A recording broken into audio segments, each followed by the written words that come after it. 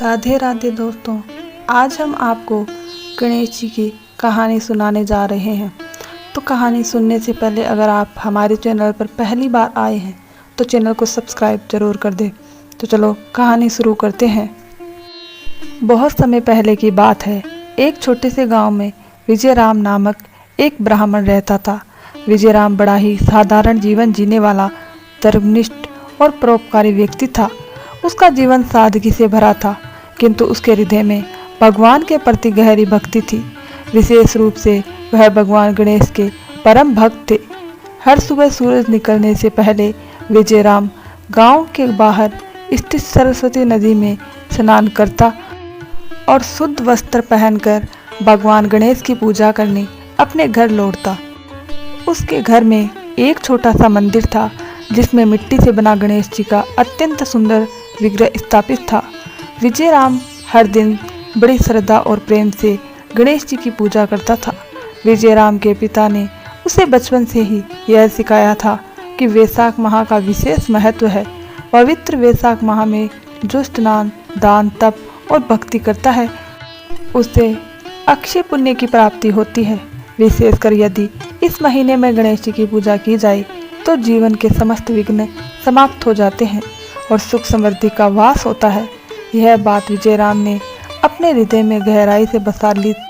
हर वर्ष जब वैशाख माह आता, वह नियम पूर्वक व्रत, उपवास और भगवान गणेश की पूजा करता। इस बार वैशाख माह का आगमन विशेष शुभ संयोगों के साथ हुआ था। विजयराम ने संकल्प लिया कि वह पूरे महीने विशेष पूजा करेगा। उसने अपने घर को साफ सुथरा कर सजाया।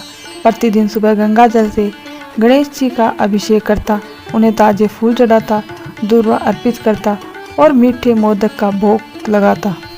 वह हर दिन ओम गणपति नमः मंत्र का जाप करता और गणपति अर्थ शीर्ष का पाठ भी करता। पूजा के बाद वह गरीबों और साधुओं का अन्न, वस्त्र और दान देता। गांव के अन्य लोग विजयराम का यह कठोर नियम और पूजा देखकर हंसते थे। वे उसे ताना मारते, विजयराम भगवान से भला क्या मिलेगा, मेहनत करो, यही असली पूजा है। लेकिन विजयराम शांत रहता। वह जानता था कि सच्ची श्रद्धा कभी व्यर्थ नहीं जाती। वह नित्य भगवान गणेश के चरणों में अपनी भक्ति अर्पित करता रहा। वैशाख माह के मध्य एक रात्रि विजयराम पूजा करके गहरी निद्रा में सो गया। उसी रात उसने एक दिव्य स्वप्न देखा। स्वप्न में आकाश से एक तेज प्रकाश फैलता हुआ उसके घर में प्रवेश किया। प्रकाश के मध्य भगवान गणेश प्रकट हुए।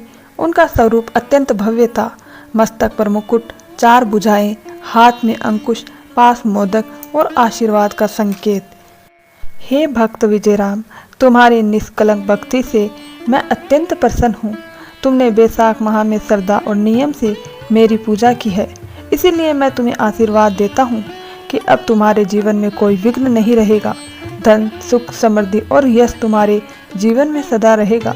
जो भी मनुष्य वैशाख माह में श्रद्धा और नियम पूर्वक मेरी पूजा करेगा, उसे भी यही फल प्राप्त होगा। यह कहकर भगवान गणेश अदृश्य हो गए।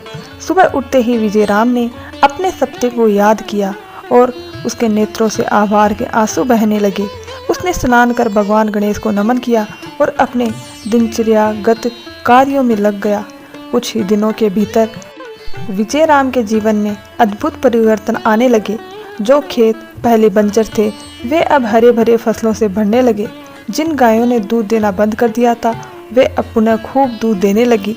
विजयराम के घर में अन्न, धन और संपत्ति की वर्षा होने लगी। उसके व्यवहार, सत्य, निष्ठा और भक्ति से प्रभावित होकर गांव वाले भी उसका सम्मान करने लगे। जो लोग पहले उसका उपहास करते थे, अब उससे आशीर्वाद लेने लगे। विजयराम ने गांव के लोगों को अपने स्वप्न और भगवान गणेश के संदेश के बारे में बताया। उसने सबको समझाया कि वैशाख माह में स्नान, दान और विशेष रूप से गणेश जी की पूजा करने से जीवन में सभी प्रकार के संकट दूर होते हैं। गांव के लोग भी जब जागरूक हो गए, अगले वैशाख माह में पूरा गांव प्रातःकाल नदी में स्नान करने लगा। हर घर में भगवान गणेश की पूजा होने लगी। गांव का वातावरण पवित्र, भक्ति और प्रेम से भर उठा।